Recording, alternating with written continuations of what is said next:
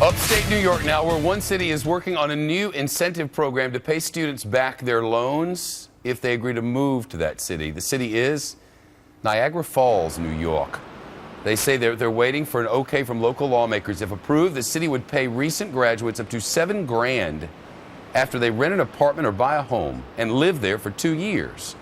The homes and apartments all within a few blocks of the famous falls. Some rural counties in Kansas are taking it a step further. Officials there are also offering to waive the state's income taxes for 5 years for eligible graduates. Dani Babb is with us. She's a real estate consultant, author and CEO of the Babb Group. Man, paying you to come.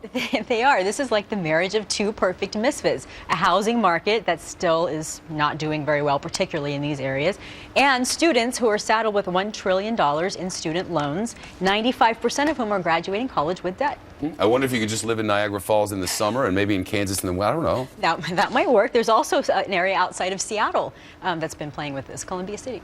Is this something that's catching on, and do recent grads seem to be paying any attention? They are paying attention. I was reading a blog earlier, and several male students jumped in and said as soon as they incentivize the ladies to come there, they'll consider it. But until then, the student loan debt took a back seat. Oh, wow.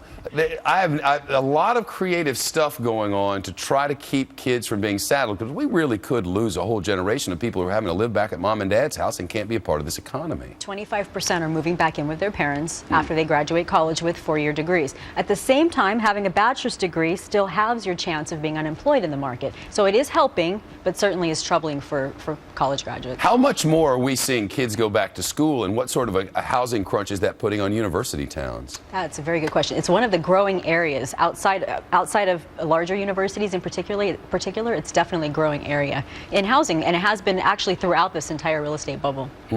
Dani Babb, thank you. My pleasure.